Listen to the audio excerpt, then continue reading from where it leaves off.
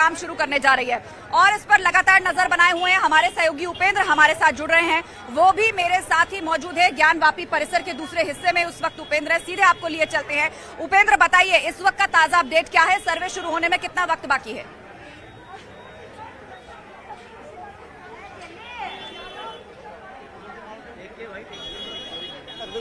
लोग पहुंच गए हैं, तो इस वक्त की बड़ी खबर यह है कि सर्वे के लिए सर्वे टीम दाखिल हो गई है। सारे लोगों के दस्तखत हो गए हैं और अब औपचारिक रूप से सर्वे शुरू होने जा रहा है। दोनों वादी प्रतिवादी के वकील और वकील कमिश्नर के साथ एडिशनल वकील कमिश्नर और सहायक वकील कमिश्नर यानी कि अजय मिश्रा, विशाल सिंह, अजय कुमार सिंह तीनों मौजूद है और वहां पर तीनों के दस्तखत के साथ ही वादी और प्रतिवादी के दस्तखत भी करा लिए गए। यानी कि सर्वे को अब हम कह सकते हैं कि औपचारिक रूप से सर्वे शुरू हो गया है।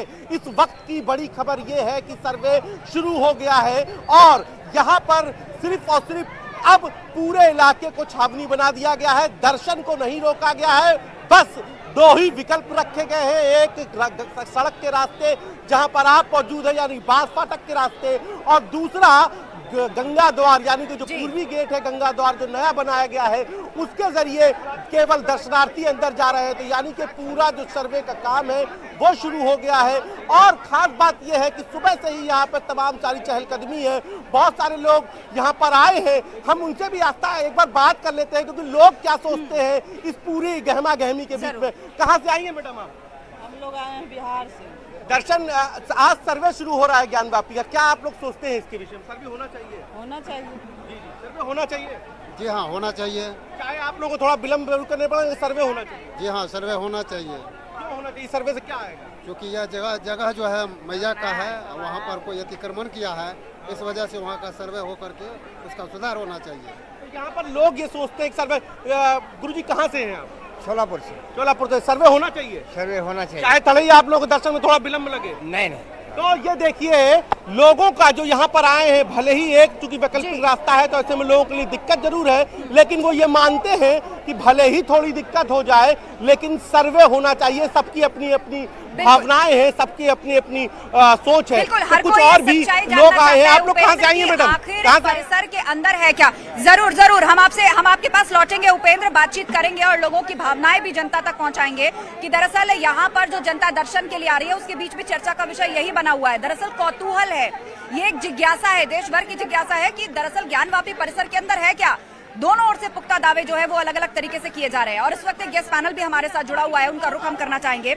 हमारे साथ सूर्य मैथिल जी हैं, भाजपा नेता, आचार्य एच.एस. रावत जी है, धर्मगुरु, हाजी मेहरुद्दीन रंगरेज जी है, मुस्लिम स्कॉलर, और अलग अलग जगहों से हमारे संवाददाता हमें अपडेट्स के साथ लगातार जानकारियां दे रहे हैं। तो हाजी मेहरुद्दीन रंगरेज जी, ये बताइए कि सर्वे टीम अंदर दाखिल हो चुकी है, काम जो है शुरू हो चुका है।